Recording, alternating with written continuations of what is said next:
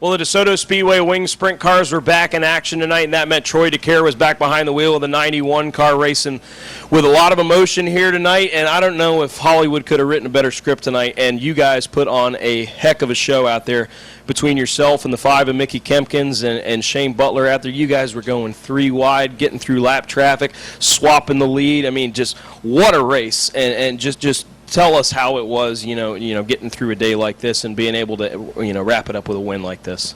Yeah, it didn't start off too hot. I mean, between 1:30 and 2 a.m., like everyone's known, and we kept it low key out there. Like nobody really came up and really messed with it too much. But yeah, I did lose my mom to ovarian cancer, and they came in there and said I was actually building a shock for a competitor here, and I kept working. They said, "What are you doing?" And I was like, "Well, I gotta finish this because I gotta go race."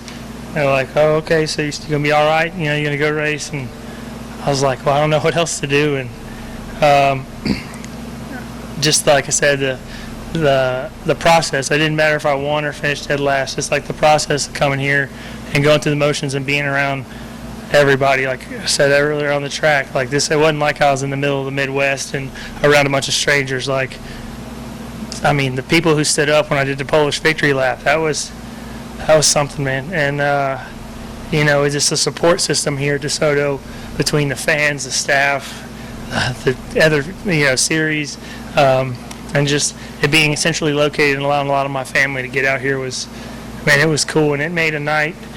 That race was a lot harder than I wanted it to be, but I guess it made for a cool video. Yeah, we had you guys were flying out there, setting a pretty blistering pace, and then we had a caution come out.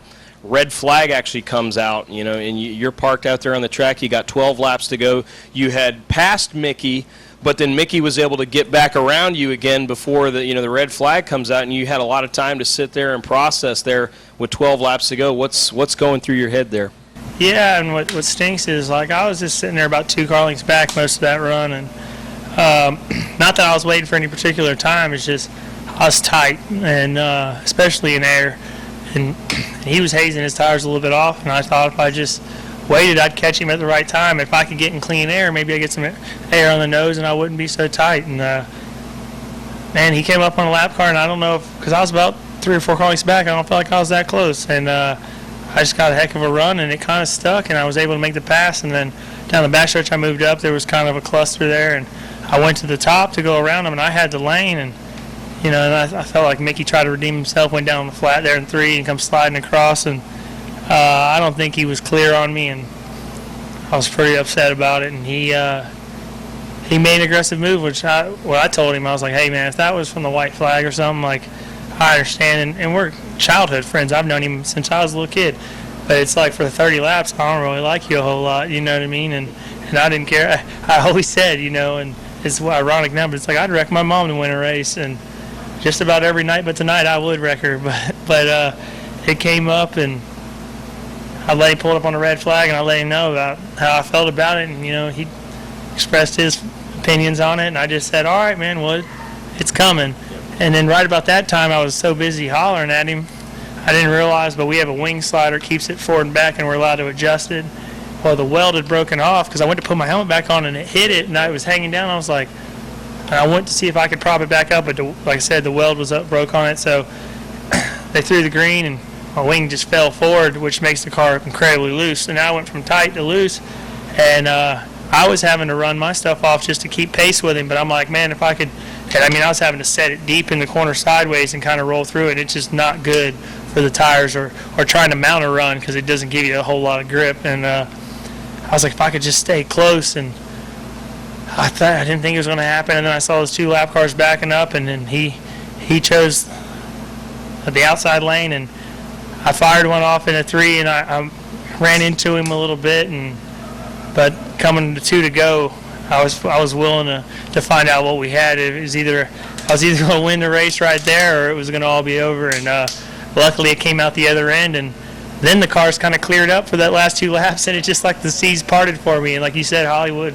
couldn't have wrote a better script. I remember rolling around that last lap, and like I hit the Polish victory lap for my mom, and I was like, man, I cannot believe I pulled that off, because 9 times out of 10, when that wing falls down, your car goes to junk, and half the time you got to pull in because the wing will actually go inverted and sometimes rip off. And it held at just the right angle, or just enough to allow me to hang in there. And sometimes it's better to be lucky, good, or I'm not a big believer in someone's riding with you and all that. But it was something special happened tonight, and I'm fortunate, very fortunate.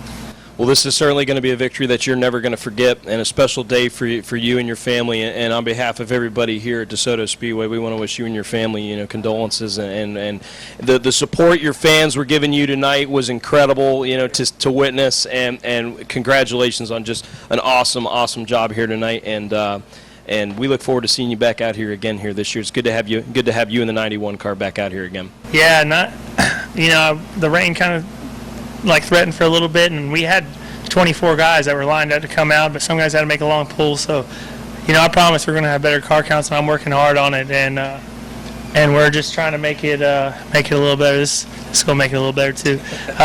Trying to make it where we can get good car counts, because these fans, they sit out in that hot ass sun and they sweat it out with us, and they give us the people on my Facebook that are all from DeSoto, and the amount of things I was tagged in here, and the people after the heat race, because they thought that was something special. And it seems to be a little bit dramatic every time I come here, and it's okay when I come out on the good end, but it's just it's something special about DeSoto Speedway, something special about sprint cars here, and I'm working hard with with Denny and them guys to try to make sure we can put a quality field together and put on races like this, because you guys deserve that. And I've said it 100 times, and I'm not blowing smoke. Pound for pound, the size of this track, the width, and the mile an hour we get, this is the best pavement sprint car track in the country, and I've raced them all. And I'm very fortunate to race a lot of tracks from California to New York. And if I could run a sprint car anywhere, if I was going to host a race, if somebody wanted to sponsor it and it was going to be a badass event, you can bet it would be at DeSoto Speedway. And I'm not just saying that, I mean that with all my heart. Well, Troy, you've earned this one. And you guys take care, and you guys have a good night, and congratulations. Troy Caire, the number 91, a big emotional win here tonight at DeSoto Speedway.